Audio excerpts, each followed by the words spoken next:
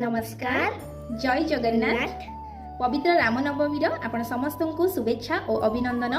तो चलतु पूजा स्टार्ट करवा। सकाळु सकाळु एमती मो गछ मानक देखीदेले मते बहुत ही खुशी लगे और एते सुंदर फूल फुटी ताकू देखले तो आउरी मो मन खुशी हो जाए। आपण मैंने जानिके आश्चर्य हेबे कि प्रभुंकर प्रतिमूर्ति को मु कोनोसी मंदिर बा दुकान रु किणिकी आनी नहीं।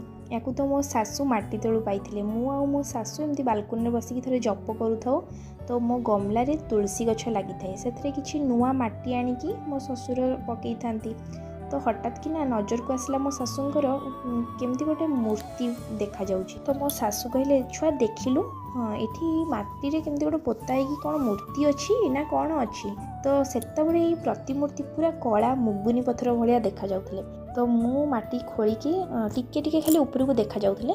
तो मु माटी आउ टिके आड़ी की काढ़ी के आणलारू प्रभुंकर मूर्ति देखिली। माँ को देखली। माँ कहले छुआ ये तो प्रभु श्रीरामकर प्रतिमूर्ति। तो भल भाव में सफा कर जना पड़े कि ये तो पित्तलर। आम मैंने देखिकी एते खुशी हेलु और एते आश्चर्य भी लगिला प्रभु आम घर को विराजमान करछन्ती। आम सतरे बहुत भाग्यवान कि आम घर को प्रभु विराजमान करछन्ती। तो समस्त को पचरा उचरा कर समस्त कहले नाई आपण मैंने घर रखी पूजा अर्चना करें किसी असुविधा नहीं। सेते दिन मु प्रभु को घर रखिकी पूजा करे। एहीपरि भाव में मु प्रभु को पाई प्रतिवर्ष प्रभुंर जन्मदिन टी भल भाव एमती पालन करते। तो रही पुणी देखा आउ गोटे नुआ वीडियो रे। जय श्रीराम।